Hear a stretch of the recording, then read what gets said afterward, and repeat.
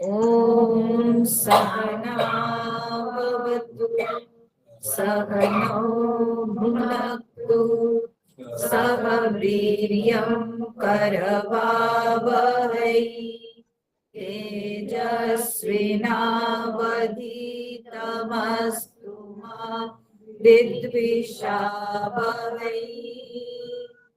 ॐ शान्ति शान्ति शान्तिः। नीलाम्बुजश्यामलकोमलाङ्गम् सीतासमारोपितवामभागम् बाणो महासायकचारुचापम् नमामि रामं रघुवंशनाथम् नमामि रामं रघुवंशनाथम् अतुलितबलधामं हेमशैलाभदेहं दनुजवनकृशानुं ज्ञानिनामग्रगण्यम् सकलगुणनिधानं वानराणामधीशं रघुपतिप्रियभक्तं भक्तजातं नमामि रघुपतिप्रियभक्तं भक्तजातं नमामि।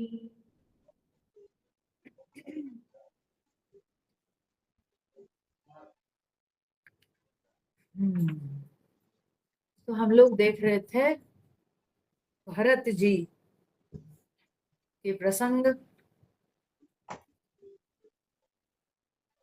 भरत जी ने जो गंगा माता से प्रार्थना करते हैं, हे गंगा माता, मेरी यही प्रार्थना है कि मुझे अर्थ नहीं चाहिए, मुझे काम नहीं चाहिए, धर्म नहीं चाहिए, यहाँ तक कि मुझे मोक्ष भी नहीं चाहिए। केवल मेरी प्रार्थना इतनी है कि राम जी के चरण में मेरा प्रेम हर जन्म में ऐसे ही बना रहे, बस इतनी ही प्रार्थना। ठीक है, तो यहाँ पर जो है भरत जी यह प्रार्थना करते हुए फिर आगे क्या कहते हैं उसको हम लोग पाठ करते हैं। ठीक है। जानहु राम कुटिल करि मोहि, लोग कहत गुर साहिब द्रोही। सीता राम चरण रति मोरे, अनुदिन बढ़ऊ अनुग्रह तोरे। जलदु जन्म भरी सुरति विसारऊ, जाचत जलुप विपाहन डारऊ। चातक रटनि घटे घटी जाई, बढ़े प्रेम सब भांति भलाई। कन कही बान चढ़ई जिमिदाहे, तिमि प्रियतम पद ने मनि बाहे। भरत वचन सुनि माझ त्रिवेणी, भई मृदुबानी सुमंगल देनी। तात भरत तुम सब विधि साधु, राम चरण अनुराग अगाधु। बादि गलानि करहु मन माही, तुम सम रामहि को प्रिय नाही। तनु पुलके हर्षु सुनी, देनि वचन अनुकूल। भरत धन्य कहि धन्य सुर, हर्षित बरसहि फूल। अब हम लोग थोड़ा सा जो है विचार करते हैं, पीछे जाते हैं, जो कि कल की कथा में हम लोग सुने थे कि भरत जी ने, देखिए, उन्होंने कहा कि मैं भीख मांगता हूं मेरा धर्म को त्याग करके, ठीक है, मैं भीख मांगता हूं। और उन्होंने जो है मांगा क्या कि असज्य जानी सुजान सुदानी। आप जो है, हमने जाना कि भाई जो सुदानी होते हैं, जो सुज्ञानी सुदानी होते हैं, वे याचक की इच्छा को पूर्ण करते हैं, ठीक है। और यही हमने सुना है, तो मैं इसीलिए जो है अपना धर्म त्याग करके मैं भीख मांग रहा हूं। तो उन्होंने जो कहा कि मैं अपना धर्म त्याग करके भीख मांग रहा हूं, यानी जो अनन्य भक्त होते हैं वे अपने प्रियतम को छोड़कर दूसरे किसी से अपनी इच्छा पूर्ण नहीं करना चाहते हैं, ठीक है। क्योंकि उनकी भक्ति में यही तो विशेषता है कि वे अपने इष्ट में ही अपने भाव को दृढ़ रखते हैं, ठीक है। ये तो कहने के लिए, ये तो उनके जो है भरत जी के क्या बोलते हैं, भरत जी के महानता है कि भरत जी अपने जो है विनम्रता पूर्वक अपने भाव को व्यक्त करते हैं कि मैं अपना अनन्य भाव को त्याग करके मैं भीख मांग रहा हूं। लेकिन असलियत में उनके अंदर अनन्यता है।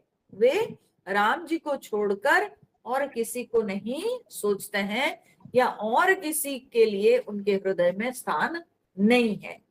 तो भक्ति में जो है चार चीजें जो कि हमारे शास्त्रों में वर्णन आता है कि भक्ति में, भक्ति के जो स्वरूप है उसके चार लक्षण हैं। वो चार लक्षण क्या है?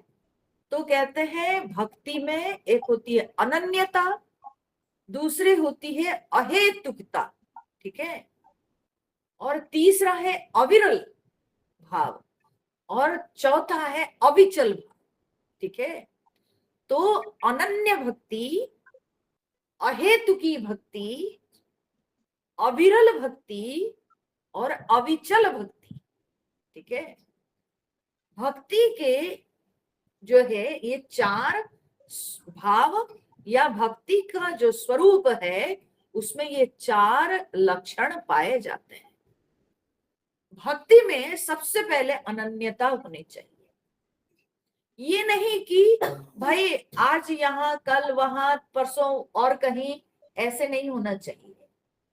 जो असली भक्त होते हैं उनके एक इष्ट होते हैं और वही इष्ट का वे स्मरण करते हैं, चिंतन करते हैं। हर प्रकार के उनका जो भाव है, हर अवस्था में उनका भाव एक ही इष्ट में सीमित रहता है, एक ही इष्ट में केंद्रित रहता है। उनके सारे भाव समर्पित रहते हैं केवल एक इष्ट में, ठीक है। इसको कहते हैं अनन्यता।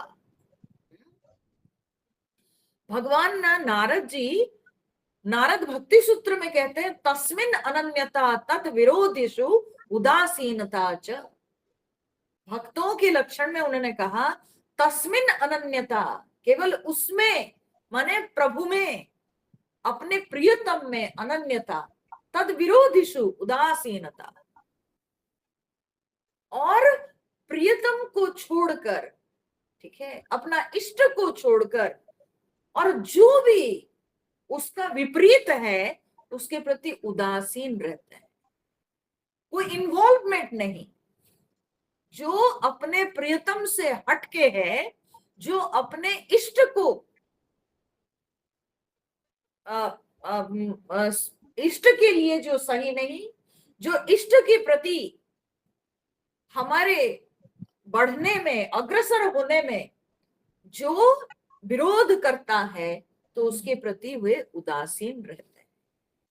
तस्मिन अनन्यता, केवल परमात्मा में अनन्यता, ठीक है। मेरे प्रियतम वे मेरे अपने हैं और उसके अलावा मुझे संसार से कोई कामना नहीं, संसार के साथ मेरा कोई संपर्क नहीं, सारे संपर्क, सारे संबंध उनके लिए झूठे, और केवल अपने प्रियतम के साथ जो संबंध है वही सच्चा है, और अपना प्रियतम को छोड़कर और कोई मन में ना आवे।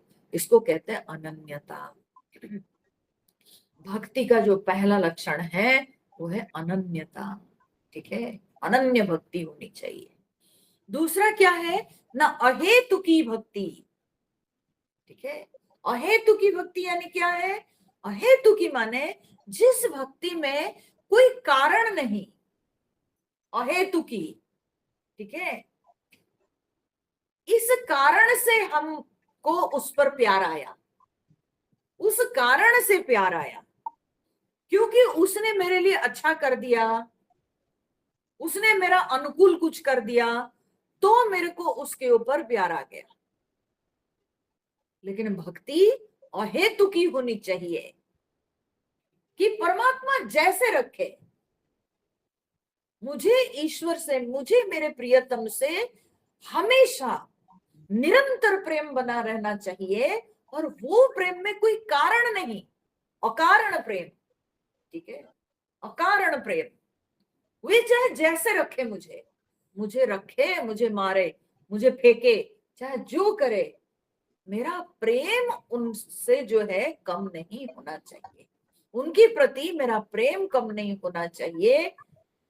ऐसा जो भाव है कि बिना कोई कारण के, ठीक है, उन्होंने ये दिया तो मेरे को प्रेम हो जाएगा, भगवान ने मेरी मनोकामना पूरी कर दी तो मेरे को भगवान के प्रति, जो भगवान की पूजा हम किए और वो भगवान हमारी मनोकामना पूरी कर दिए, तो उस भगवान से मेरे को प्रेम आ गया।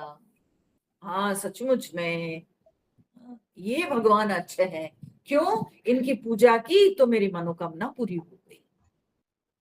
ठीक है, बोले कामना ही नहीं तो मनोकामना क्या पूरी करनी, कामना ही नहीं उनके मन में, भक्तों के मन में कोई कामना ही नहीं, तो इसलिए मनोकामना पूरी करने की बात ही कहाँ आएगी। तो अहेतुक की भक्ति।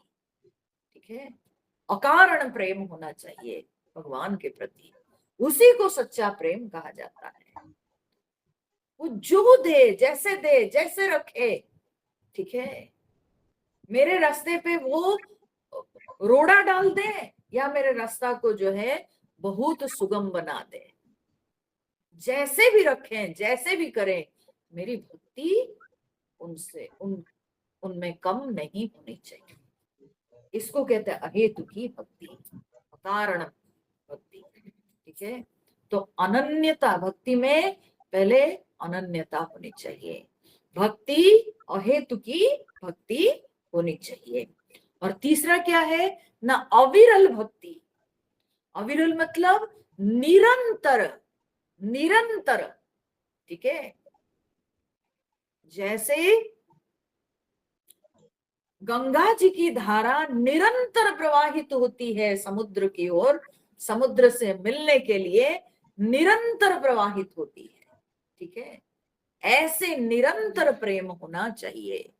और इस निरंतर प्रेम को समझाने के लिए कभी कभी तो विद्वानों ने कहा कि नहीं नहीं, जल की धारा अगर कहेंगे तो जल की धारा में तो थोड़ी विषमता दिखती है, अगर आप जल को डालोगे तो उसमें जो है कहीं छिटक जाता है, कहीं इधर उधर होता है, तो बोले तैल धारावत या आज्य धारावत।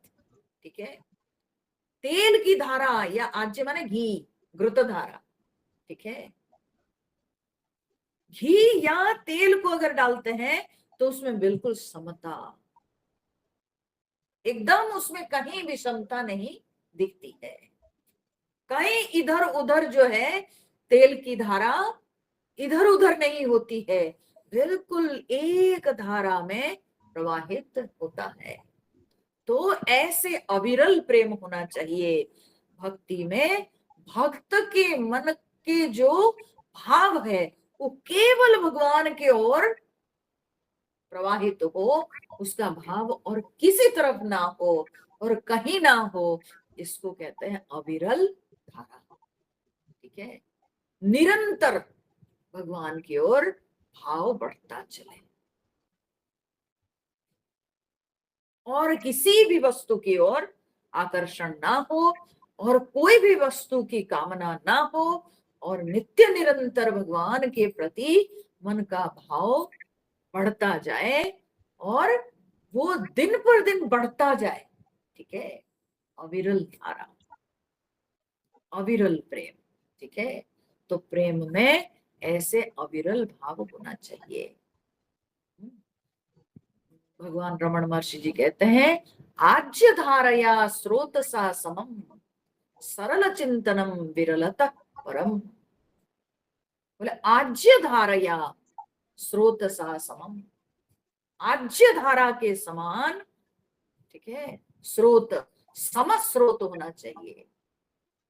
सरल चिंतनम विरलत परम, विरल चिंतन से सरल चिंतन अच्छा है। विरल चिंतन माने थोड़ा देर में मन कहीं उधर चला गया, थोड़ा इधर चला गया, फिर आ गया। ठीक है, इसको कहते हैं विरल चिंतन। बीच बीच में जो है मन भटक जाता है, तो ये विरल चिंतन। सरल चिंतन क्या है? एक धार में मन प्रवाहित हो रहा। ठीक है, एक मार्ग में, एक लक्ष्य की ओर मन बढ़ रहा, और इधर उधर कहीं नहीं। इसको कहते हैं अविरल धारा। ठीक है, अविरल धारा। तो प्रेम ऐसे अविरल प्रेम होना चाहिए। ठीक है, अविरल का अर्थ निरंतर होता है, तो ऐसे निरंतर, तो अखंड, ऐसे ही खंडित वृत्ति नहीं होनी चाहिए, ऐसे अखंड वृत्ति भगवान के लिए होनी चाहिए। इसको कहते हैं अविरल। फिर भक्ति में जो है अविचल। तो अविचल मतलब क्या होता है? अविचल मतलब हमारी भक्ति भागने वाली ना हो, और हमारे इष्ट बदले नहीं। अविचल, उसमें चलन ना हो। आज जो है भक्ति हो गई कृष्ण भगवान के लिए, और कल भक्ति राम जी के लिए, परसों जो है दुर्गा मैया आ गई, और नरसों जो है शंकर जी आ गए, और ऐसे जिंदगी भर हमारे भगवान बदलते रहते हैं। कभी कभी तो लोग हमसे पूछते हैं, बोलते हैं अम्मा जी आप बोलिए ना मेरा इष्ट कौन है। मैं बोली ले, अब ये मैं कैसे बताऊं? आपका इष्ट कौन है? बोले हम बड़ा कंफ्यूज्ड है। बोले आप ही जानो, क्या करें, हमको समझ में नहीं आता है। ठीक है, क्योंकि बचपन से घर वालों ने कहा, तो हमारे घर के इष्ट देव जो है शंकर जी है, तो हम कुल देवता, तो वो तो किए। लेकिन बाद में चल करके हमको राम जी के प्रति बड़ा प्रेम आ गया। अब मेरे इष्ट कौन है? तो मैंने कहा इष्ट वही होते हैं जिनका स्मरण करने के लिए हमको कोई प्रयास नहीं करना पड़ता है। ठीक है, एफर्टलेसली जिनका स्मरण हो जाता है, बिल्कुल बिना प्रयास किए जिनका स्मरण हमको हो जाता है, वही मेरा इष्ट है जानिए। बोले तो फिर कुल देवता हमारे जो थे वो क्या होगा? तो बोले उनको होने दीजिए, उनको रहने दीजिए। हाँ, वो कुल देवता है, वो कुल को बचाने के लिए। नहीं, हमारे घर में तो कुल देवता शंकर जी है, हम अगर राम जी वैष्णव, हाँ विष्णु भगवान का ये अवतार है, तो हम पूजा करेंगे तो कुछ दोष नहीं हो जाए। बोले दोष क्या होता है? दोष इसमें क्या होता है? शंकर जी खुश हो जाएंगे, शंकर जी खुद भक्त है राम जी के। ठीक है, तो इसमें कोई कंफ्यूजन थोड़ी है। हम तो जन्म जन्मांतर से हम अपने संस्कार लेके आ रहे हैं, ये घर में पैदा हो गए बोल के थोड़ी। जो हमारा संस्कार, वो संस्कार के अनुसार हम करेंगे। अब मेरे घर में जो जिसकी पूजा हो तो हो। ठीक है, तो अपना इष्ट वही होते हैं। तो अविचल प्रेम होना चाहिए, अविचल भक्ति, माने भक्ति में चलन नहीं होना चाहिए। हमारे गुरुजी हमेशा बोलते हैं हमारी भक्ति तो भागती है, हमारी भक्ति भागती है।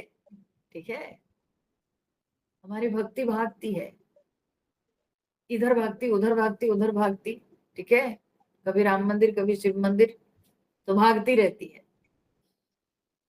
लेकिन भक्ति अविचल भक्ति होनी चाहिए। तो एक बार ऐसे ही आश्रम में कोई एक आए हुए थे सज्जन। तो उन दिनों ना मेरे को बहुत तबीयत खराब चल रही थी, ठीक है, बड़ी तबीयत खराब चल रही थी, बहुत उल्टी हो रहा था, उल्टी हो रही थी बहुत, मेरा जो है एसिडिटी का प्रॉब्लम, तो ऐसे चला। तो मेरे को सज्जन जो है ये दे रहे हैं, सलाह दे रहे हैं कि अम्मा जी आप एक काम करो, शंकर जी आशुतोष है, उनके लिए आप 16 सोमवार का व्रत रखो और शंकर जी को जल चढ़ाओ हर सोमवार जाके, 16 सोमवार करो और मन में ये संकल्प लो आपकी तबीयत ठीक हो जाएगी। हम बोले धन्यवाद आपकी सलाह के लिए, बहुत बहुत धन्यवाद। ठीक है, आप आए हैं, अब आप जाइए, हो गया, आपकी सलाह मैं सुन ली। लोग हमको भी सलाह देते हैं और ऐसी ऐसी सलाह देते हैं, मुझे हंसी आती है बहुत। मैं उनको ये प्रवचन करके बताती हूँ कि अविचल भक्ति होनी चाहिए और वो मुझे सलाह देते हैं, अम्मा जी 16 सोमवार करके शंकर जी को जल डालिए, हो जाएगा। बोले आपको क्या लगता है कि हमारे कन्हैयालाल जी निकम्मे हैं? ऐसे हैं क्या? तो मुझे सलाह मत दीजिए, आपको जिनकी पूजा करनी है करो, मुझे अपनी पूजा करने दो। तो अविचल भक्ति होनी चाहिए। तो ये चारों जो भाव है वो भरत जी की भक्ति में दिख रही थी, ठीक है ना। अनन्यता, राम जी को छोड़ के वो कुछ नहीं सोच रहे थे। अहेतु की भक्ति, उन्होंने क्या कहा, अर्थ न धर्म न काम रुचि गति न चाहूं निर्वाण। मुझे धर्म नहीं चाहिए, अर्थ नहीं चाहिए, काम नहीं चाहिए, मोक्ष नहीं चाहिए, कुछ नहीं चाहिए, मुझे कोई पुरुषार्थ की कामना नहीं। और असलियत में भक्त को इन पुरुषार्थों की कामना रखने की क्या जरूरत है, क्योंकि उसको पता है कि भगवान विल टेक केयर, ठीक है, भगवान ही संभाल लेंगे। उनको क्या चाहिए, उनको जो जरूरत है वो भगवान खुद संभाल लेंगे, ठीक है। तो इसीलिए वो कुछ भी नहीं चाहे, तो अहेतु की भक्ति, ठीक है। तो अनन्य प्रेम तो है ही, फिर अहेतु की भक्ति भी हुई, फिर अविरल और अविचल। तो उन्होंने क्या कहा, अविरल, बोले जन्म जन्म रति, हर जन्म में मेरा प्रेम, हर जन्म में मेरी भक्ति राम जी के चरणों में हो, ठीक है। तो ये निरंतर भक्ति हो गई, हर जन्म में, ठीक है। मुझे जन्म मिले मंजूर है। एक भक्त ने भगवान से कहा कि भगवान अगर मेरे हृदय में आपके चरणों में प्रेम होवे तो आपको मुझसे जितना नाटक करवाना हो करवा लो, कभी घोड़े का नाटक करवा लो, कभी हाथी का नाटक करवा लो, कभी अजगर का नाटक करवा लो, कभी भैंस का नाटक करवा लो, आपको जो नाटक हमसे करवाना है आप करवा लो। बस मेरी प्रार्थना एक है कि हर रोल में मेरे हृदय में आपके चरणों में केवल प्रेम रहे, बस, और मैं हर नाटक करने के लिए तैयार हूं। इतनी जो हिम्मत ये केवल भक्तों में हो सकती है। भक्त ही केवल कह सकता है कि मुझे जन्म मंजूर है लेकिन हृदय में आपका प्रेम, ठीक है। तो इसको कहते हैं अविरल भक्ति और अविचल भक्ति। अविचल भक्ति कहाँ, बोले प्रेम है तो किसमें ना, राम पद रति, ठीक है, जन्म जन्म रति राम पद, हर जन्म में मुझे केवल राम जी के चरणों में प्रेम ना, और किसी के नहीं, हर जन्म में मुझे राम जी के चरणों में प्रेम। तो इसको कहते हैं अविचल भक्ति, आई समझ में। तो इसलिए भक्ति के ये जो स्वरूप है, भक्ति के ये जो चार भाव है कि अनन्य भक्ति, अहेतु की भक्ति, अविरल भक्ति और अविचल भक्ति, ये सब कुछ भरत जी के भक्ति में विद्यमान है। तो भरत जी ने यह प्रार्थना करके उन्होंने कहा, देखिए बोले कि जानहु राम कुटिल करी मोही। राम जी मुझे कुटिल समझे, ठीक है, उनको जो समझना है वो वे समझे। और लोग कहो गुरु साहिब द्रोही, हाँ लोग कहे, जो कहना है लोग कहे, लोग कहे मुझे गुरुद्रोही, स्वामी द्रोही, ठीक है, लोग कहे, लोगों को जो कहना है लोग कहे, है ना। फिर सीता राम चरण रति मोरे, मुझे तो सीता राम जी के चरणों में प्रेम, अनुदिन बढ़ो अनुग्रह तोरे। हे माँ गंगा जी, या हे तीर्थराज प्रयाग, आपके अनुग्रह से, उन्होंने प्रयाग में आकर के प्रार्थना कर रहे हैं कि हे तीर्थराज, आपके अनुग्रह से मेरे मन में, मेरे हृदय में राम जी और सीता जी के प्रति प्रेम बढ़ता रहे, दिन व दिन बढ़ता रहे, यही मेरी प्रार्थना है। चाहे लोग कुछ भी समझे, चाहे वो खुद राम जी भी मुझे क्यों ना डाउट करें, ठीक है, लेकिन फिर भी मैं तो यही मांगूंगा कि मुझे राम सीता जी के चरणों में प्रेम बना रहे, बस, ठीक है। जलदु जन्म भरी सुरति विसारऊ, जाचत जलुपबि पाहन डारऊ। बड़ा सुंदर दृष्टांत यहाँ पर दिए, दो दृष्टांत दिए हैं भरत जी। बोलते हैं जलद जन्म भरी सुरति विसारऊ, बोलते हैं चाहे जलद मतलब मेघ, ठीक है, चाहे मेघ जो है वो सुरति विसारऊ, जन्म भरी सुरति विसारऊ, जन्म भर के स्मृति को वो भूल जाए, ठीक है, चाहे बादल चाहे मेघ जन्म भर के स्मृति को भूल जाए। जाचत जलु पबि पाहन डारऊ, और भूल करके जाचत चाहे वो दे, हाँ, और क्या दे ना, पबि, पबि मतलब वज्र, पाहन मतलब पत्थर, चाहे वो वज्र और पत्थर दे, जन्म भर की स्मृति को वो भूल जाए, माने स्मृति कहने का मतलब जन्म भर का जो संबंध है उसको वो भूल जाए, और भूल करके वो चाहे वज्र या पत्थर दे, चातक रटनी घटे घटी जाई, पर चातक तो रटता ही रहता है ना। चातक और मेघ का जो संबंध है, किसकी स्मृति को मेघ भूल जाए, भरत जी कह रहे हैं कि चातक के संबंध को मेघ चाहे भूल जाए, और भूल करके वो क्या डाले ना, वज्रपात होता है ना, हाँ, तो वज्रपात होता है जब मेघ गरजता है और वज्रपात, बिजली चमकती है तो वज्रपात होता है ना। तो कहते हैं कि मेघ चाहे भूल करके, चातक के प्रेम को भूल करके, जन्म भर के उसका जो प्रेम है उसकी स्मृति को भूल करके वो चाहे वज्र डाले और वो चाहे पत्थर डाले, ओले गिरते हैं ना, तो बोले वो चाहे कितने भी कड़वा हो करके वो पत्थर डाले और वज्र डाले, लेकिन चातक क्या करता है, वो तो रटता रहता है ना मेघ का नाम लेके, वो तो मेघ को ही स्मरण करता है, वो तो मेघ को ही चिंतन करता है, वो मेघ को बुलाता रहता है। मेघ चाहे वज्रपात करे, मेघ चाहे उसके ऊपर ओला डाले, लेकिन चातक तो कभी मेघ को त्यागता नहीं। चातक जो है वो मेघ का नाम लेके रटता रहता है। और इस रटनी में ही क्या कहते हैं भरत जी, बोलते हैं कि चातक रटनी घटे घटी जाई, बोलते हैं कि अगर चातक का रटन कम हो जाएगा, घट जाएगा, तो चातक की प्रतिष्ठा उसमें चली जाएगी, ठीक है।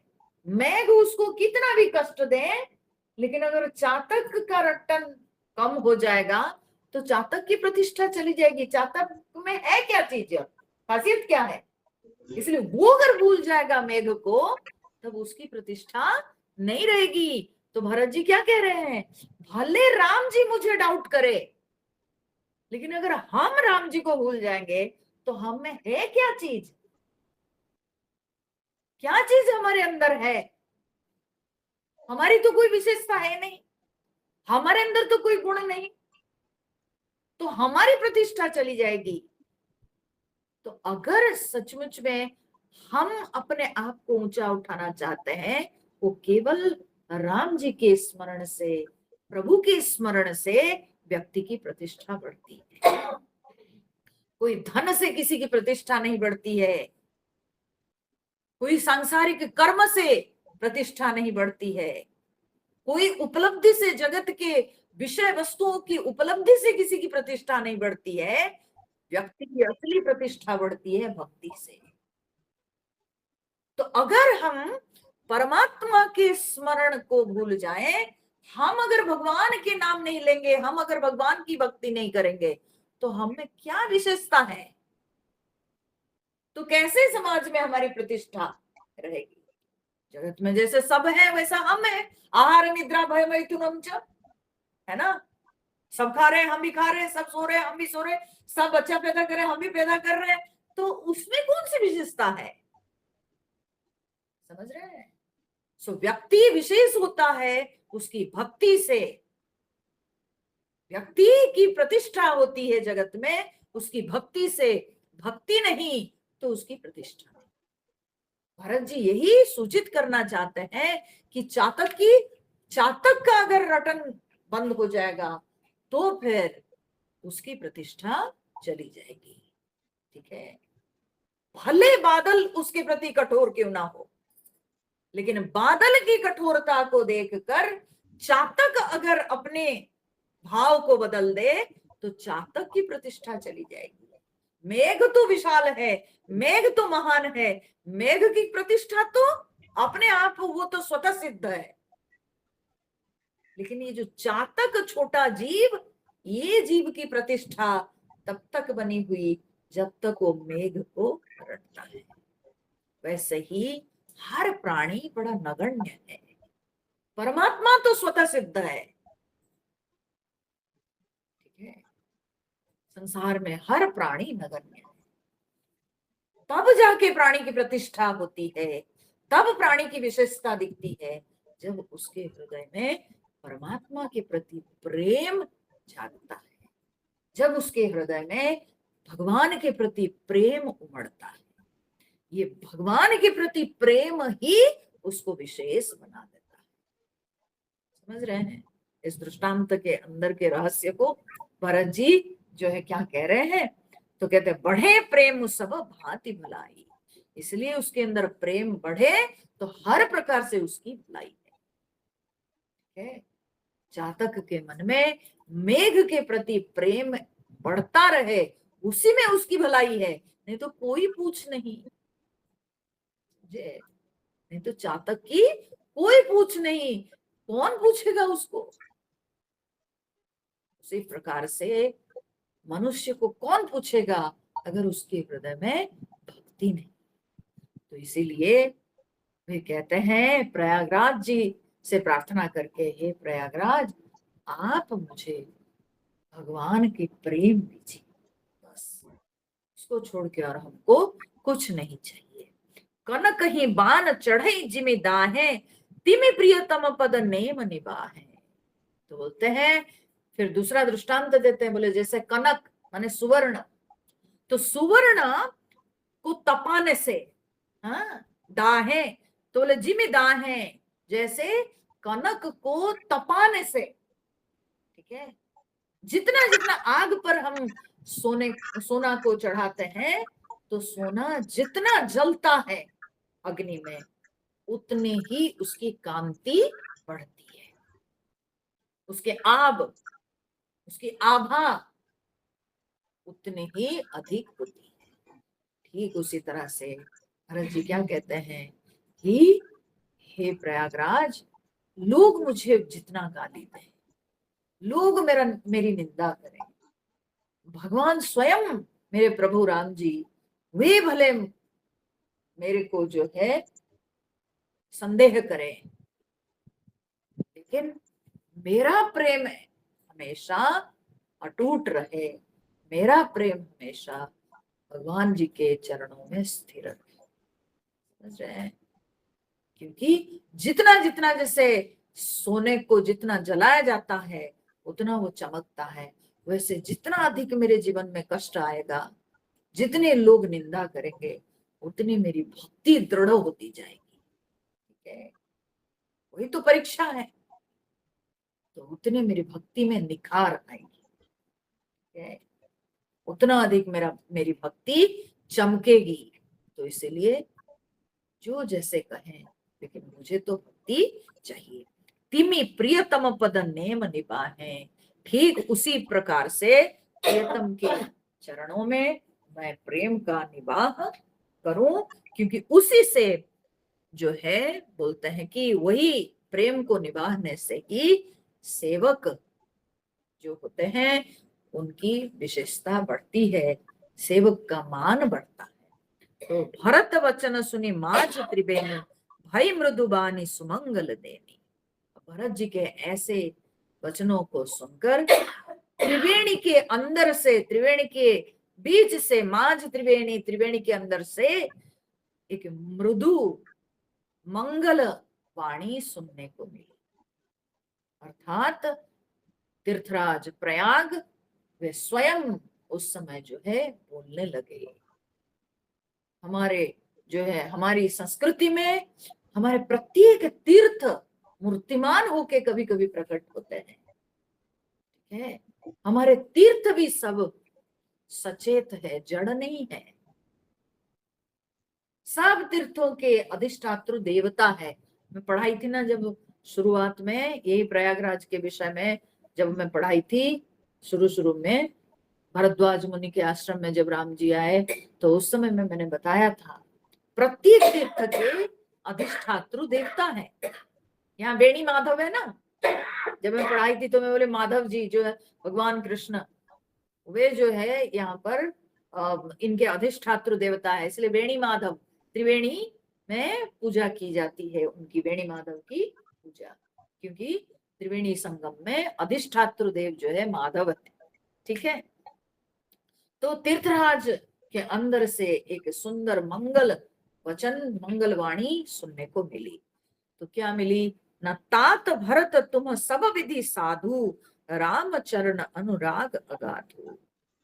हे प्रिय भरत, तुम सब विधि साधु, तुम हर प्रकार से साधु हो, और राम चरण अनुराग अगाधु, राम चरणों में, राम जी के चरणों में आपके प्रबल प्रेम है।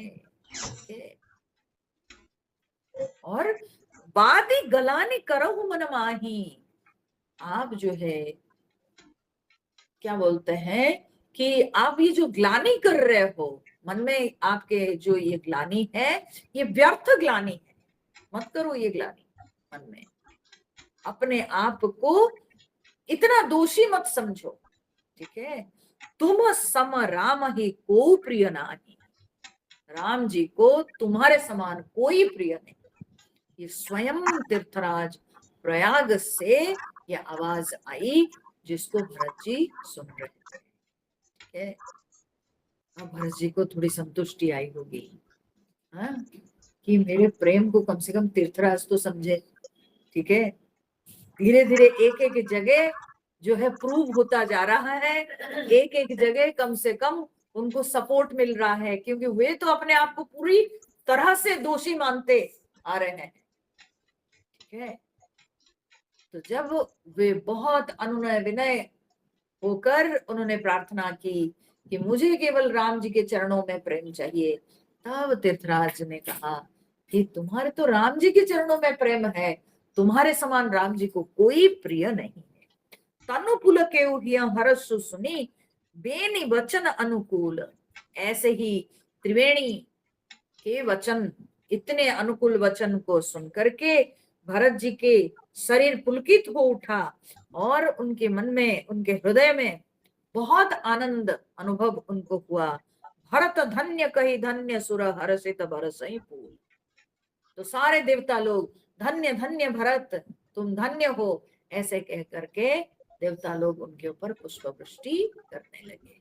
ठीक है, तो इस तरह से भरत जी को अब तीर्थराज प्रयाग का आशीर्वाद भी प्राप्त हो गया। ठीक है, अब इसके बाद प्रमुदित तीर्थ राज निवासी वैखा नसबटु गृही उदासी कहीं परस्पर मिली 10 पांचा भरत स्नेह सीलु सुचि साचा। तो तीर्थराज प्रयाग में जो सारे बोलते हैं वानप्रस्थी, गृहस्थ, ब्रह्मचारी, सन्यासी, जो सब वहां पर, अब तीर्थ में तो सब लोगों का समागम होता है, तो जो लोग सब पहुंचे हुए हैं, ठीक है, तो ब्रह्मचारी, गृहस्थ, वानप्रस्थ, सन्यासी, माने चारों आश्रम के लोग जो सब वहां पर पहुंचे हुए हैं, सब के सब परस्पर सब मिलकर के 10-5 मिलकर के, माने इकट्ठे होके जगह जगह इकट्ठे होके सबके सब भरत जी के स्नेह और शील कितना पवित्र और कितना सच्चा, इसका जो है सब लोग चर्चा कर रहे हैं। सब आपस में यही चर्चा कर रहे हैं कि भरत जी का प्रेम कितना सच्चा है। क्योंकि हो सकता है जो बड़े बड़े साधु सन्यासी हो वो तीर्थराज प्रयाग की जो वाणी है उसको सुन पाए हो। ठीक है, और दूसरी बात है भरत जी की जो विनम्रता, भरत जी का जो प्रेम, वो तो दिख रहा है, वो किस तरह से तड़प रहे हैं, किस तरह से राम जी के लिए उनके मन में प्रेम है, वो तो झलक रहा है। तो इसलिए सब कोई वहां पर चर्चा कर रहे हैं भरत जी के प्रेम में कितनी सच्चाई है। ठीक है, केवल भरत जी अपने आप को दोषी मानते हैं, लेकिन जो जो भरत जी को देख रहे हैं वे सब समझ रहे हैं कि भरत जी का प्रेम में कहीं कोई कमी नहीं है, कहीं कोई कपट नहीं। तो ये सब चर्चा कर रहे हैं। सुनत राम गुण ग्राम सुहाए भरद्वाज मुनिवर पही आए। अब क्या है, बोलते राम जी के गुण, हाँ, राम जी के कीर्ति को सुनते सुनते भरद्वाज मुनि के आश्रम में, प्रयागराज में भरद्वाज मुनि का आश्रम था, तो भरद्वाज मुनि के आश्रम में जाके पहुंचे भरत जी। अभी इसका मतलब क्या हुआ, इसका मतलब ये हुआ कि त्रिवेणी के तट पर वहां पर जो लोग सब जमा हुए थे उसमें से बहुत सारे लोग थे जो भरत जी के गुणगान कर रहे थे, बहुत सारे लोग थे जो राम जी के गुणगान कर रहे थे। ठीक है, राम कथा चल रही थी। ठीक है, बहुत लोग राम जी के भी गुणगान कर रहे थे, राम नाम ले रहे थे, तो इसलिए भरत जी राम जी के गुणगान सुनते सुनते आके भरद्वाज मुनि के आश्रम में पहुंचे। यानी वहां उपस्थित लोगों में दोनों प्रकार की चर्चा चल रही थी, कोई भरत जी के गुणगान कर रहे थे, कोई राम जी के गुणगान कर रहे थे। इस प्रकार से राम जी के यश सुनते सुनते ये आगे पहुंचे। दंड प्रणाम करत मुनि देखे, तो भरद्वाज मुनि जब देखे कि भरत जी प्रवेश करते ही दंड प्रणाम माने साष्टांग प्रणाम, ठीक है, साष्टांग प्रणाम उन्होंने किया। मूर्तिमंत भाग्य निज लेखे, तो भरद्वाज मुनि को लगा कि मेरा भाग्य मूर्तिमान होके यहाँ पहुंचा हुआ है, माने अपने आप को भाग्यवान समझे भरद्वाज मुनि। ठीक है, लगा कि उनका भाग्य सामने खड़ा है, मूर्तिमान हो गए। भरत जी को देखकर भरद्वाज मुनि के मन में ऐसी भावना क्यों आई, क्योंकि भरद्वाज जी खुद भक्त है भगवान के, और एक भक्त जब दूसरे भक्त को देखते हैं तो उनके अंदर लगता है आज अहो भाग्य। क्यों, जो दोनों भक्त मिलते तो भगवान की चर्चा होती है ना। ठीक है, तो इसलिए उनको लगा मेरा आज महान भाग्य है। ये पहली बात। दूसरी बात यह है कि भरत जी में राम जी को देख रहे थे भरद्वाज जी। ठीक है, भरत जी भी तो देखने के लिए राम जी के जैसे हैं। ठीक है, तो राम जी के भ्राता जब पहुंचे हुए हैं तो बड़ी प्रसन्नता हो रही है भरद्वाज जी के मन में, तो इसलिए वे सोचते हैं कि मेरा भाग्य मूर्तिमान होके खड़े हैं। धाई उठाई लाई उरलीन है, दीन असीस कृतारथ कीन है। और दौड़ के जा करके भरद्वाज मुनि भरत जी को उठा करके हृदय से लगा लिए, दीन असीस कृतार्थ कीने, और उसके बाद उनको आशीर्वाद दे करके कृतार्थ किए भरत जी को। फिर आसन दीन नाई सिरु बैठे, और उसके बाद मुनि ने उनको आसन दिए, और उस आसन पर भरत जी कैसे बैठे थे, तो कहते हैं नाई सिरु बैठे, सिर झुका कर बैठे थे, सिर उठा नहीं पा रहे थे भरत जी, ठीक है, सिर झुका कर बैठे हुए थे।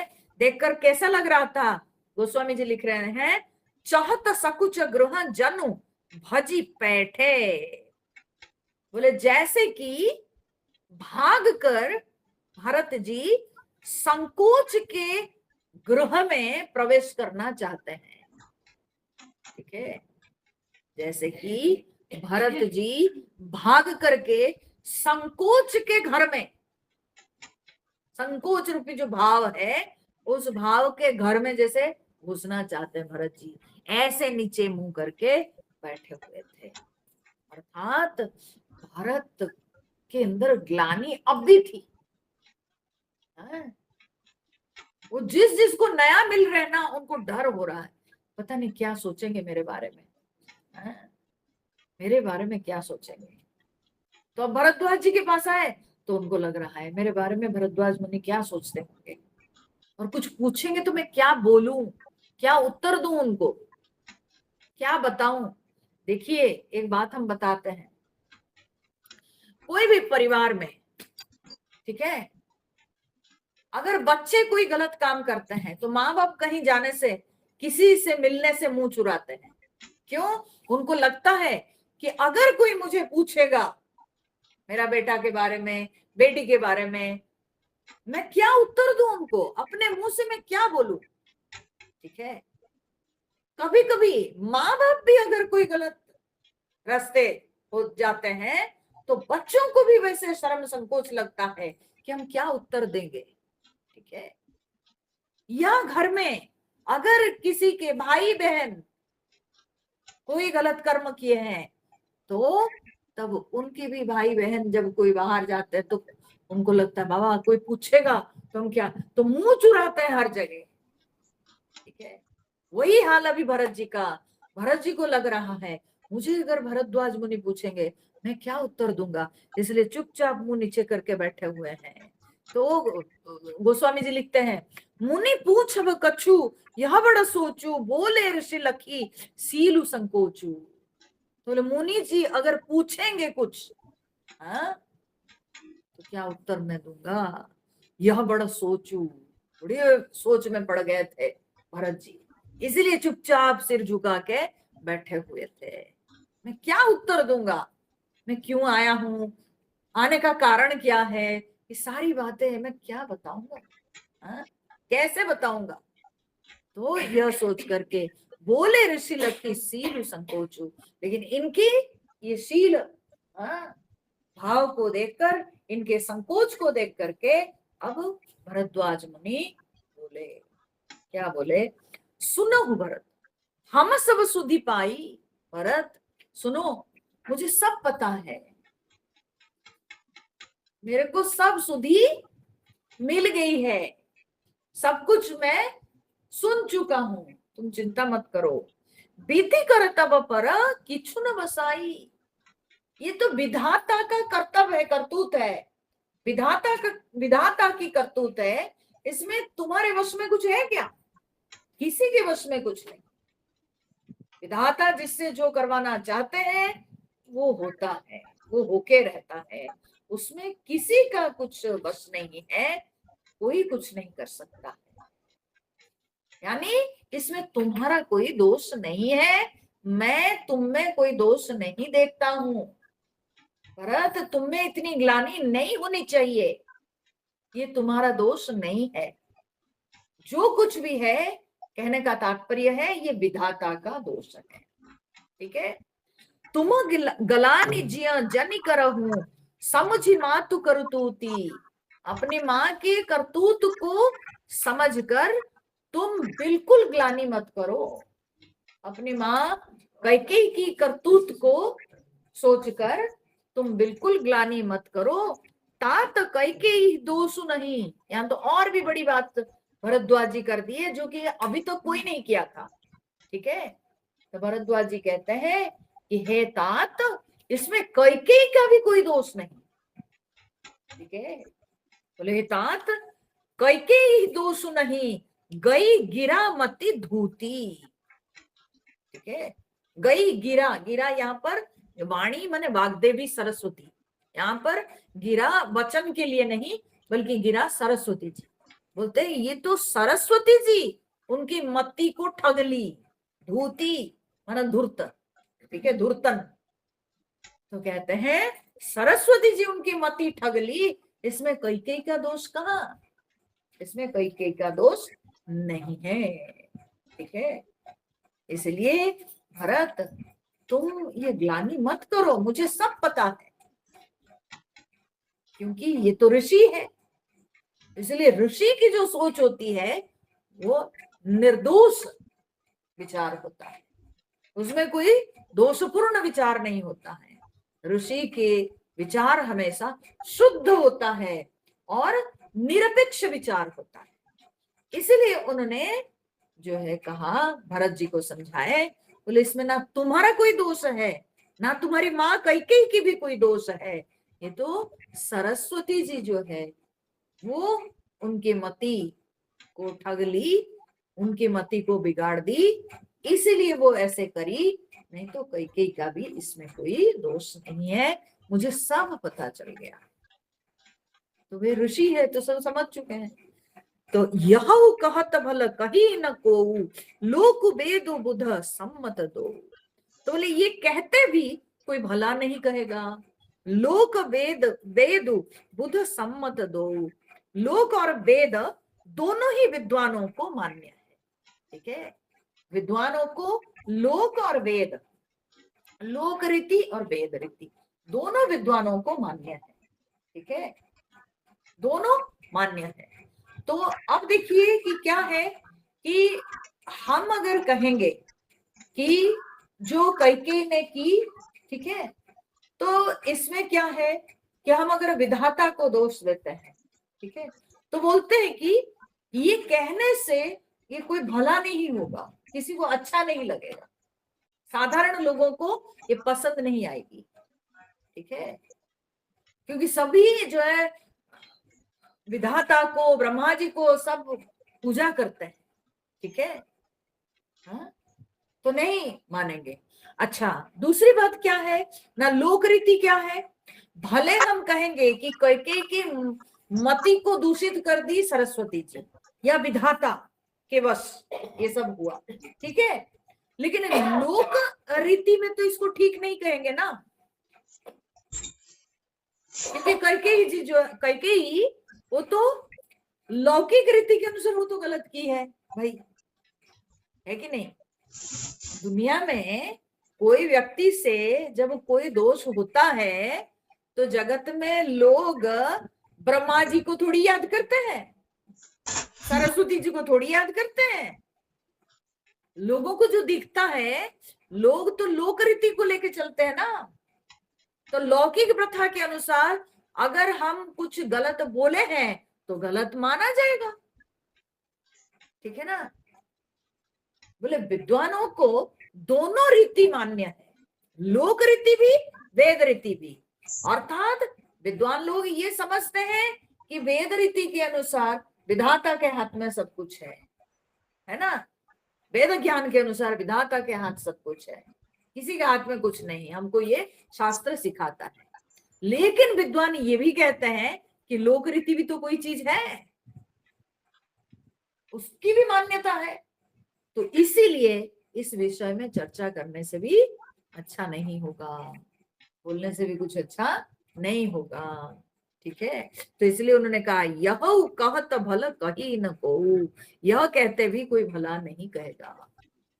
ठीक है, माने जो उन्होंने ऊपर बोले ना कि तात कैकेयी का भी कोई दोष नहीं, तुम्हारा दोष नहीं, कैकेयी का भी कोई दोष नहीं, लेकिन ये कहने से भला नहीं होगा, क्योंकि सब लोगों को अच्छा नहीं लगेगा, तो इसलिए चुप रहना ही अच्छा है। चर्चा ज्यादा इसके ऊपर चर्चा करना अच्छी बात नहीं है, लेकिन ये बात समझ में आता है, इसमें ना तुम्हारा दोष है ना तुम्हारी माँ कैकेयी का दोष है, इसमें किसी का दोष नहीं है। ठीक है, इसमें किसी का दोष नहीं, पर इसको कहने से अच्छा नहीं होगा, ऐसे कहने से अच्छा नहीं लगेगा। ठीक है, क्योंकि लोक रीति भी कोई चीज है ना। तो कितनी सुंदर बात बोल रहे हैं भरद्वाज जी, है ना। ये बात सत्य है कि सब दैव के हाथ में है, लेकिन समाज में जब हम हैं तो सामाजिक विधि व्यवस्था को मानकर चलना है, तो हम दैव को दोष दे करके ये छोड़ तो नहीं सकते हैं ना। कोई गलत काम करता है, कोई पाप आचरण करता है, तो उसको दंड तो मिलता है। लोग ये कह के थोड़ी छोड़ देते हैं, अरे सब तो विधाता के हाथ, सब विधाता ने करवाया है तो इसलिए तुम्हारा कोई दोष नहीं, ऐसा थोड़ी होता है, ऐसा तो नहीं। तो लोक रीति तो होती है, तो इसलिए उन्होंने कहा कि इसको बोल के भी अच्छा नहीं होगा। तात तुम्हार विमल जसु गाई, पाई ही लोक वेद बड़ाई। किंतु हे तात, तुम्हारे यश और बड़ाई को लोक वेद जो है वो गा करके, तुम्हारे ये विमल यश को कह करके, गुणगान करके उनको बड़ी बड़ाई मिलेगी। तुम्हारा ऐसा पवित्र यश है कि सब लोग याद करेंगे। ठीक है, सब लोग याद करेंगे, इसलिए तुम चिंता मत करो, तुमको ग्लानि नहीं करनी चाहिए। तो क्या है वो चीज, तो उन्होंने कहा, तो कहते हैं लोक वेद सम्मत सबु कहई, जही पितु दे राजसो लहई। ठीक है, बोले ये लोक और वेद दोनों को हाँ मान्य है। क्या मान्य है, तो कहते हैं ये सब कहते हैं कि जेहि पितु देई राजसो लहई, पिता जिसको देते हैं वही राज्य लाभ करता है। ठीक है, पिता जिसको देते हैं वही राज्य लाभ करता है। ये लोक रीति के अनुसार भी, वेद नीति के अनुसार भी यही है। ठीक है, तो राहु सत्यव्रत, राजा दशरथ जी सत्यव्रत रहे, ठीक है, सत्यनिष्ठ रहे, तो तुम्हें बुलाई दे तराजू सुख धर्म बढ़ाई। तुमको बुलाकर अगर राज्य देते तो तब सुख धर्म बढ़ाई सब कुछ मिलती। ठीक है, अगर तुमको बुलाकर राज्य देते, वे सत्यव्रत है। ठीक है, अगर मान लीजिए पहले वे सत्य कर लिए और करके तुमको बुला करके वे खुद राज्य देते, लेकिन इनको बुला के देने के लिए तो वो थे नहीं, वो तो गुजर गए, वो तो मर गए, तो राजा तो दिए नहीं, दे नहीं पाए। तो बोले अगर तुमको बुलाकर देते तो उससे तुमको सुख भी मिलता, धर्म भी मिलता, धर्म भी रहता और बड़ाई होती। राम गमन बन अनर्थ मूला, सारे अनर्थ का मूल है कि राम का वनगमन होना। ठीक है, राम को वनगमन करके भारत को जो है राज्य प्राप्त होना, ये सब अनर्थ का मूल है। ये आज जो सब हुआ है ये सब अनर्थ इसी से हुआ। जो सुनी सकल विश्व भई सूला, जिसको सुन करके सारे विश्व को बड़ी पीड़ा हो गई कि राम को वन में भेज करके भरत को राजा किया गया। ठीक है, और राजा दशरथ ने पहले से राम को राजा करने के लिए संकल्प ले लिया। अगर वे स्वयं तुमको राजा कर देते तो उसमें भला होता, लेकिन ऐसा तो हुआ नहीं। ये सब विधाता का नियम है, ऐसा हुआ नहीं। और राम को वनगमन, और फिर उसके बाद जो है जिसको सुन करके लोगों को बड़ी पीड़ा हुई, सो भावी बस रानी अयानी, करी कुचाली अंत पछितानी। बोले ये सब कुछ जो है, बोलते हैं कि ना समझ, बोलते हैं ये सारे भावी वश हुआ। ठीक है, भावी वश मतलब ये सब के सब भाग्यवश हुआ, ये सब दैव का खेल है। और उस पर भी अयानी रानी, अयानी मतलब क्या होता है ना, अज्ञानी, ठीक है, नासमझ। तो नासमझ रानी करी कुचाली अंतहु पछितानी, कुचाल की और बाद में पश्चाताप की, पछतावा हुआ। क्यों? राजा दशरथ का स्वर्गवास हो गया तो बाद में उसको पश्चाताप हुआ। कहो तुम्हारा अल्प अपराधु, और उसमें तुम्हारी तुम्हारा जरा सा भी अपराध नहीं है। कहे, अगर कोई कहता है कि तुम्हारा अपराध है तो सो अधम अयान असाधु, वो अधर्मी है, वो असाधु है और वो अज्ञानी है, जो कि तुम में दोष देखता है। इसमें तुम्हारा क्या दोष है? तुम्हारा तो कोई दोष नहीं है, ठीक है। तो कहते हैं करते हु राजु न तुम्हें न दोष हो, अगर तुम राज्य भी करते तो भी तुम्हारा कोई दोष नहीं था, बल्कि कहते हैं राम ये होत सुनत संतोष, बल्कि राम जी सुनते ही संतुष्ट होते, क्योंकि वे तो तुम्हारे लिए राज्य छोड़ के गए हैं। तो अगर तुम राजा बन जाते, तुम राज्य को स्वीकार कर लेते, तब भी तुम्हारा कोई दोष नहीं था, क्योंकि राज्य को संभालने वाला तो चाहिए और राम जी तुम्हारे लिए छोड़ के गए थे, तो राम जी संतुष्ट होते। लेकिन तुम्हारी महानता क्या है? यहीं पर तो खेल हुआ। तुम्हारी महानता है कि अब अति कीन हूं भरत भल तुम्हें उचित मन एहू, सकल सुमंगल मूल जग रघुबर चरण स्नेह। बोले कि हे तात, अब तो तुमने अच्छा किया। क्या किया?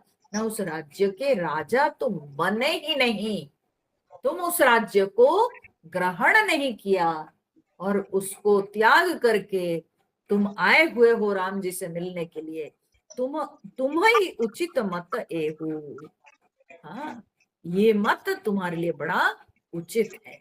देखिए क्या भरद्वाज जी ने कहा, बोले राजा दशरथ जी सत्यनिष्ठ है, ये तो जगत जानता है, जो वो सत्य करेंगे उसका पालन करेंगे, ठीक है। तो इसलिए वे सत्यनिष्ठ है, सत्य प्रतिज्ञा है। अगर वे वचन दे करके वे खुद तुमको राजा बना देते तो अच्छा होता, अपने रहते हुए तुमको बुला के राज्य देते तो इसमें कोई दोष ना था, है ना। तो लोग दोष क्या मानते हैं कि भाई भरत जी रहे नहीं और तुम जो है राम को वनगमन करा के जो तुमको राजा बनाने के लिए ये जो कार्यक्रम चला, इससे तुम्हारे अंदर ग्लानि हो रही है, ठीक है। और तुम अगर राजा बन भी जाते तो भी राम जी संतुष्ट होते। राम जी कभी इस बात को लेकर के मन में किसी भी प्रकार का द्वेष नहीं लाएंगे, ठीक है, वे खुश होते।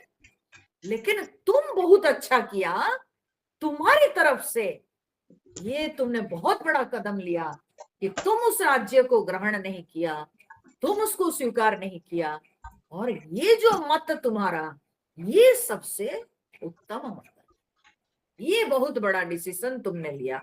सकल सुमंगल मूल जग रघुवर चरण स्नेह, राम जी के चरणों में जो प्रेम, ये सारे संसार के समस्त मंगल के मूल है। और यही तुमने राज्य को चुना नहीं, तुम राम जी के चरण को चुना, ठीक है। ये तुम्हारी विशेषता है भरत, इसलिए तुम क्यों चिंता कर रहे हो, तुम अपने आप को दोषी क्यों कर रहे हो, बल्कि ये तो तुम्हारी महानता है। हाँ, ये तो तुम्हारी महानता है। तुम राजा बन भी जाते, राम जी बुरा नहीं मानते, और आज राज्य को छोड़ के आए हो राम जी के लिए, ये तो तुम्हारे और जो है उच्च कोटि का प्रेम को दर्शाता। इसलिए तुम क्यों अपने आप को दोषी मानते हो? तुमको दोषी अपने आप को नहीं मानना चाहिए। सो तुम्हारा धनु जीवन प्राणा, भूरी भाग को तुम्हें समाना। कहते हैं वो जो रामचंद्र जी के चरणों में जो प्रेम, वो तुम्हारा धन है, जीवन है, प्राण है, ठीक है। कहते हैं राम जी के चरणों में प्रेम तो तुम्हारा धन है, तुम्हारा प्राण है, तुम्हारा सब कुछ है, जीवन है। बड़ा भाग्यवान को तुम्हारे समान माने नहीं, तुम्हारे समान कौन ये जगत में बड़ा भाग्यवान होगा, ठीक है, जिसके लिए राम जी के चरणों में भक्ति सबसे बढ़कर है। तो ऐसे जगत में बड़ा भाग्यवान कौन होगा? लोग अपना भाग्य किसको समझते हैं, बोलिए? लोग अपना भाग्य समझते हैं उनको धन मिल जाता है, संपत्ति मिल जाती है तो बड़ा भाग्यवान समझते हैं। कहीं अगर प्राण संकट पड़ा है, उससे बच के आ गए तो बड़ा भाग्य है ना। जीवन बच गया, अरे मेरा अहो भाग्य कि मैं बच निकला, है ना। रुपया पैसा मिल गया, अरे मेरा अहो भाग्य, ठीक है। लेकिन भरत जी का अहो भाग्य क्या है? राम जी के चरणों में प्रेम, ठीक है। तो बोले इसलिए भरत, तुम्हारे समान भाग्यवान संसार में कौन है? कौन है तुम्हारे समान भाग्यवान? यह तुम्हारा आचरजुन ताता, दशरथ सुवन राम प्रिय भाता। ये तुम्हारे लिए कोई आश्चर्य की बात नहीं हे भरत, ये तुम्हारे लिए कोई आश्चर्य की बात नहीं। तुम दशरथ जी के जो पुत्र हो और राम जी के भ्राता हो, इसलिए तुम्हारे अंदर ऐसे भाव नहीं आएगा तो किसके अंदर आएगा? बोलिए। ये तुम्हारे पिता की देन है, तुम्हारे पिता का संस्कार तुम में आया है, और तुम्हारे भ्राता स्वयं राम जी है, तो राम जी के प्रति प्रेम नहीं होगा तो किसका होगा? बताओ। तो इसलिए इसमें कोई आश्चर्य की बात नहीं। सुनहु भरत, रघुबर मन माही, प्रेम पात्र तुम सम को नाही। हे भरत सुनो, रामचंद्र जी के मन में तुम्हारे समान और प्रेम पात्र दूसरा कोई नहीं। राम जी के मन में तुम्हारे प्रति बहुत प्रेम, तुम इसलिए राम जी के भाव को लेकर के चिंतित नहीं होना चाहिए कि राम जी के मन में चाहे मेरे लिए द्वेष रहे। बोले नहीं, ऐसा हो ही नहीं सकता है, क्योंकि तुम्हारे समान राम जी के प्रेम पात्र कोई नहीं। और लखन राम सीत ही अति प्रीति, निस सब तुम्हें सराहत बीती। बोले उस रात को जब यहाँ आए हुए थे प्रयाग में, तो कहते हैं लक्ष्मण जी, राम जी, सीता जी सब के सब बड़े प्रेम, अति प्रीति, बड़े प्रेम से रात भर तुम्हारी सराहना करके रात बिताए, तुम्हारी प्रशंसा कर रहे थे। यानी भरद्वाज जी सुने हैं, भरद्वाज जी को सुनने को मिला है ना। तो उस रात को तुम्हारे ही सराहना, तुम्हारी ही प्रशंसा करते हुए उनकी रात बीती है। जाना मरम नहात प्रयागा, मगन हो ही तुम्हारे अनुरागा। बोले मैं मर्म को जान गया जब वे प्रयाग में स्नान कर रहे थे, मैं बिल्कुल मर्म को समझ गया। मगन हो ही तुम्हारे अनुरागा, वे तो मग्न हो गए तुम्हारे प्रेम में, वे तो मग्न हो गए राम जी। क्या है बात? हाँ, कैसे राम जी मग्न हो गए? ऐसा तो कोई है नहीं, उल्लेख है क्या? कभी नहीं। इससे पहले हुआ है जब प्रयाग में आए थे राम जी, कुछ आया है, उल्लेख आया है? तो क्या मर्म, क्या मर्म जान गए भरद्वाज जी? कौन सा मर्म उनको समझ में आ गया? बोले कि मर्म ये है कि त्रिवेणी में तीनों नदियों का समागम है, तो जब उधर यमुना जी को देख रहे हैं, यमुना जी का रंग क्या है? कृष्ण वर्ण। और जब राम जी यमुना जी को देख रहे थे तो उनको भरत जी नजर आ रहे थे। यमुना का रंग कृष्ण वर्ण है, भरत जी का रंग भी कृष्ण वर्ण है। तो जब यमुना जी को देख रहे थे तो प्रेम में मग्न हो जा रहे थे राम जी, भरत जी को स्मरण करके। तो भरद्वाज मुनि राम जी के भाव को समझ पा रहे थे, ठीक है। दूसरा बोलते हैं जब वो संकल्प करते हैं, तीर्थ में गए तो पूजा करते हैं ना तीर्थ की, तो संकल्प करते हैं, ठीक है। तो वहां पर जो आता है कि क्या बोलते हैं, भरत वंश से, ठीक है ना। हम लोग जो कहते हैं भारत वर्षे, हाँ भारत वर्षे भरत खंडे, ठीक है, भारत वर्षे भरत खंडे। तो ये भारत शब्द जो आया, तो बोलते वो भरत शब्द को सुन करके वे मग्न हो गए भरत जी के स्मरण में। बोले ये मर्म को मैं समझ गया, ये मर्म को मैं समझ गया। एक सामने यमुना जी जो कि कृष्ण वर्ण की है, और उसके कृष्ण वर्ण को देखकर वो तुमको देख रहे थे, तुमको याद कर रहे थे। और फिर जब संकल्प का समय आया तो उसमें जब भारत शब्द आया तो वे तो बिल्कुल प्रेम में मग्न हो गए। तो मैं उस चीज को समझ पाया कि भारत के प्रति राम जी का कितना प्रेम है कि भारत शब्द सुनने से ही वे भाव विभोर हो जाते हैं, वे भाव में लीन हो जाते हैं।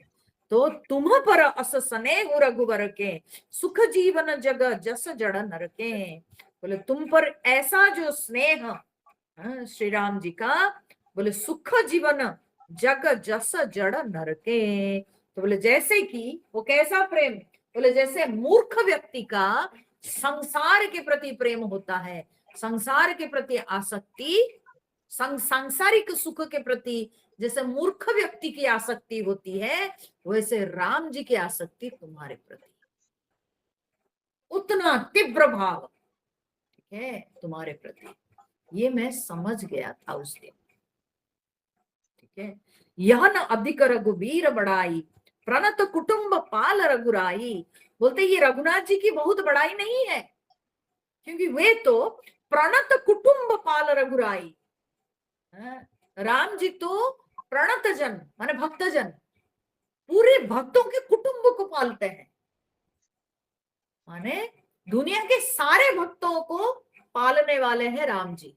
तो क्या ये भरत को नहीं संभाल पाएंगे, जो जगत के सारे भक्तों को पालने वाले, ठीक है, भक्तों के कुटुंब माने समस्त भक्तों को, जगत के जितने भक्त हैं सारे भक्तों को जो भगवान पालन करते हैं, जो भगवान सारे भक्तों को संभालते हैं। तो तुम तो भरत मोर मत एहु धरे देह जनो राम सने। बोलते हे भरत, ये मेरा मत है कि तुम तो मानो कि राम जी के प्रेम ही मूर्तिमान होके आए थे, तो क्या तुमको नहीं संभालेंगे? हाँ, जो संसार के सारे भक्तों को संभालते हैं तुम्हें नहीं संभालेंगे? तुम तो राम जी के प्रेम की मूर्ति हो, तुमको नहीं संभालेंगे? निश्चित रूप से राम जी संभालेंगे।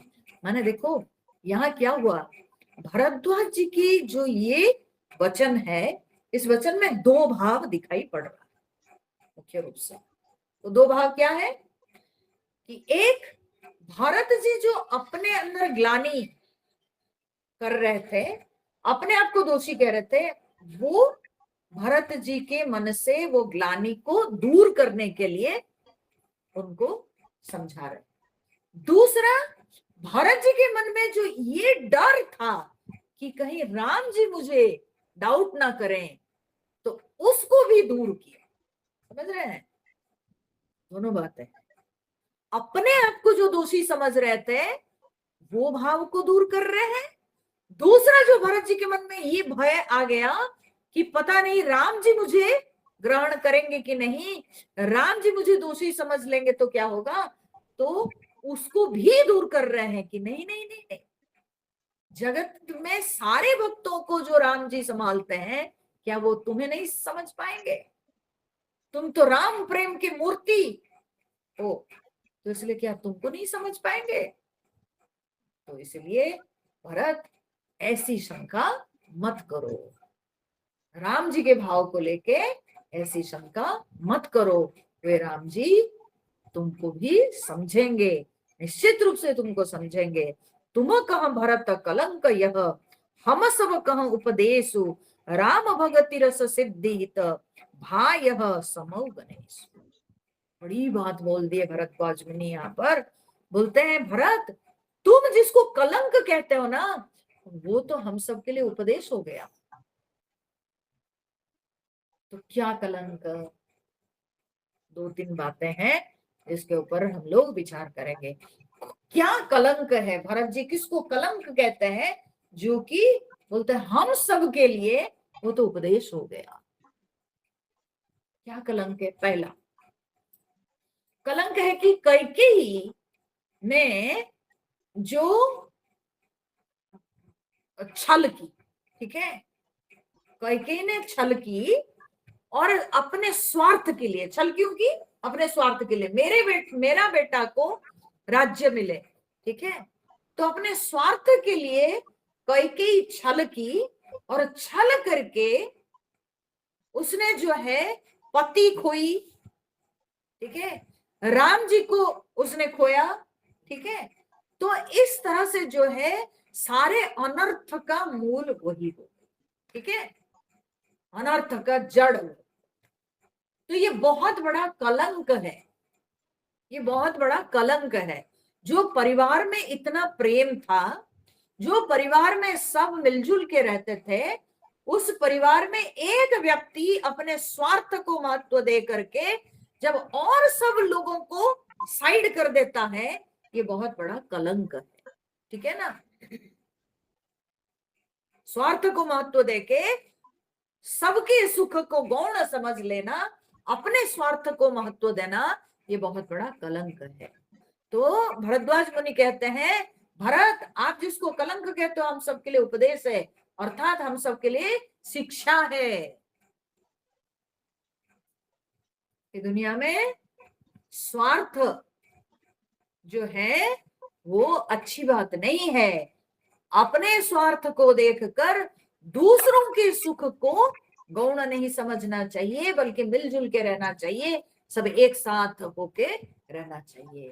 तो इसलिए भरत आप जिसको कलंक कहते हो, हमारे लिए तो बहुत बड़ी शिक्षा है, उसे बड़ी शिक्षा मिली। दूसरा नंबर, कलंक नंबर 2, तो वो क्या है?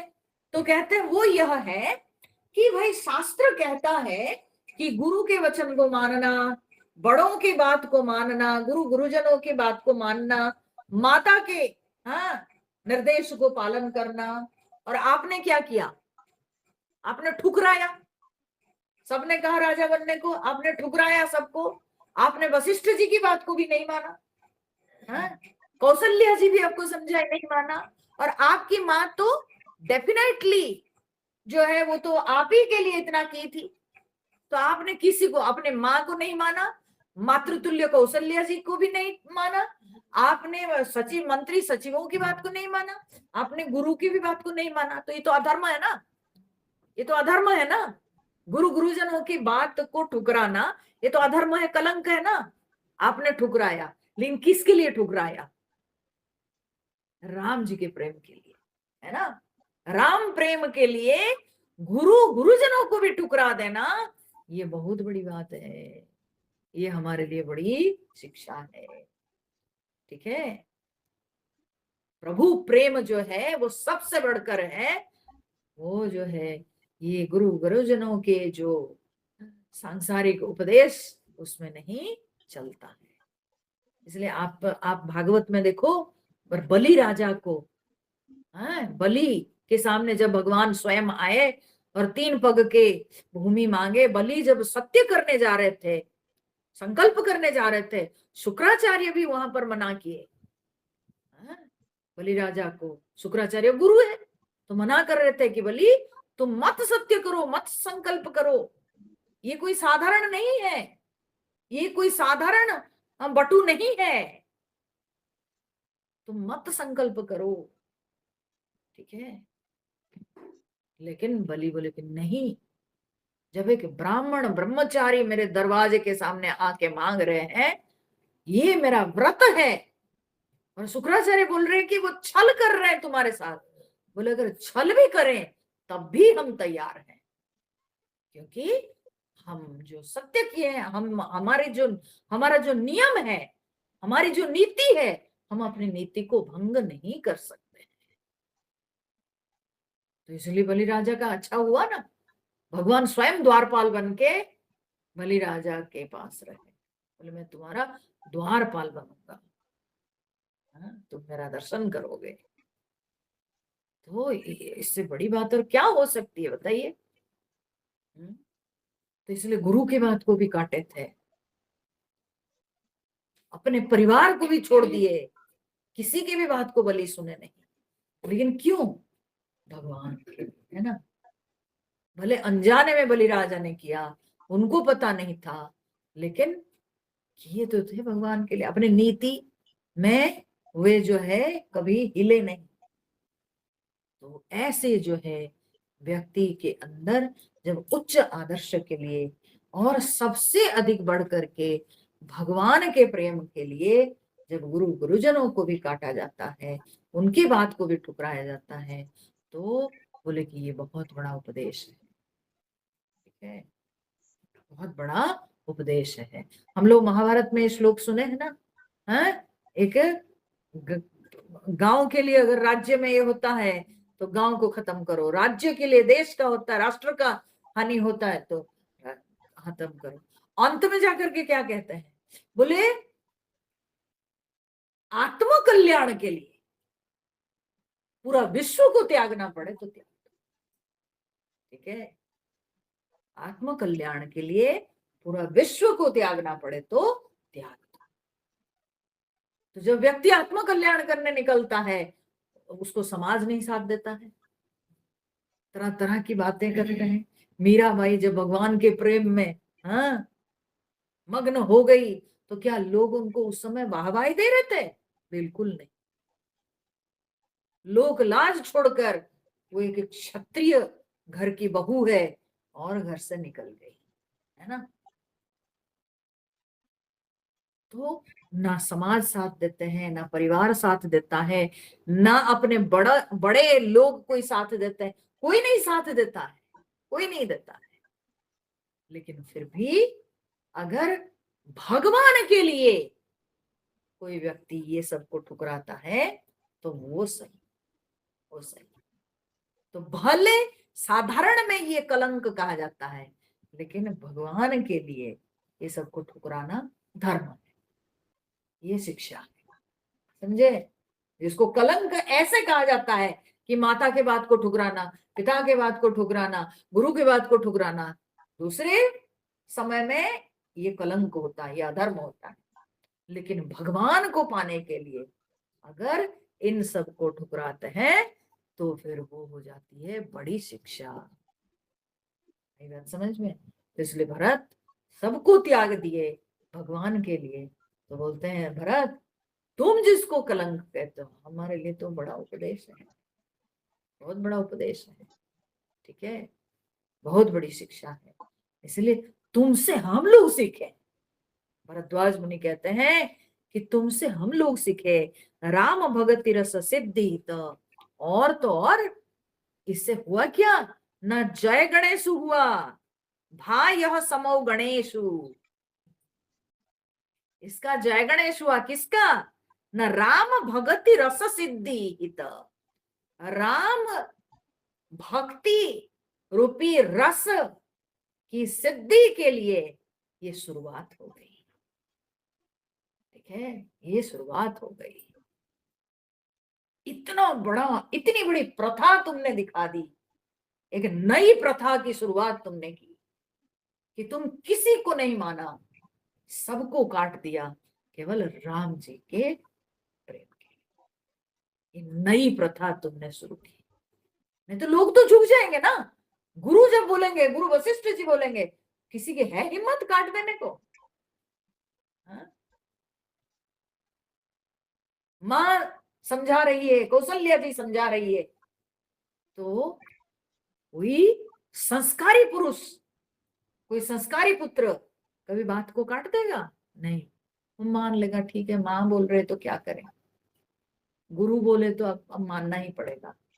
लेकिन तुम तो एक नई प्रथा शुरू कर, इसलिए जय गणेश हुआ कि राम जी के चरण में भक्ति रूपी रस के लिए ये जय गणेश। इसलिए भरत तुम बिल्कुल अपने आप को दोषी मत समझो, बिल्कुल तुम अपने अंदर ग्लानि मत रखो। इतनी बढ़िया बात है ना? कितने रहस्य है ये सब के अंदर, एक एक शब्द होता है। इसलिए भरत जी का स्थान जो है रामायण में एकदम निराला है, ऐसा दृष्टांत तो कहीं नहीं मिलेगा। और विद्वान लोग तो भरत जी के विषय में बोलते बोलते थक जाते हैं। अंत नहीं होता है कि भरत जी का क्या भाव, भरत जी के भाव, भरत जी के प्रीति, भरत जी की भक्ति, ये तो शब्द में नहीं बखान किया जा सकता। तो इसलिए भरद्वाज मुनि कहते हैं कि भरत, तुम्हारे प्रेम तो निराला है। तुम जिस बात को सिद्ध किए हो जगत में, वो तो कोई कभी सोच नहीं सकता। तुम एक नई रीति, नई प्रथा तुम शुरू की, ठीक है। जय गणेश हुआ इस नई प्रथा कि भगवान के लिए आप सबको त्याग सकते हैं, मंजूर है, ठीक है। तो चलिए फिर आगे क्या समझाते हैं भरद्वाज मुनि, उसको फिर हम अगले सत्संग में सुनेंगे, है ना। अगले बार सोमवार की कथा में सुनेंगे।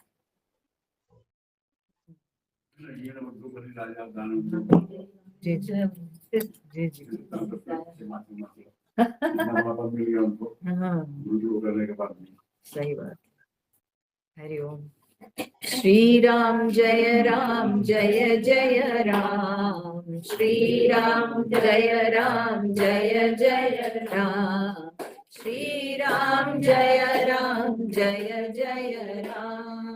श्री राम जय जय राम, श्री राम जय जय राम, श्री राम जय जय राम, श्री राम जय जय राम, श्री राम जय जय राम, जय सीताराम, जय हनुमान। बोलिए सियावर रामचंद्र भगवान की, पवन सुत हनुमान की जय, उमापति महादेव की जय, बोलो भाई सब संतन की जय। ओम पूर्णमद पूर्णमिदं पूर्णात् पूर्णमुदच्यते पूर्णस्य पूर्णमादाय पूर्णमेवावशिष्यते।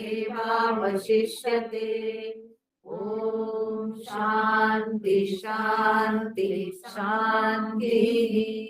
हरि ओम। श्री गुरुभ्यो नमः। हरि ओम।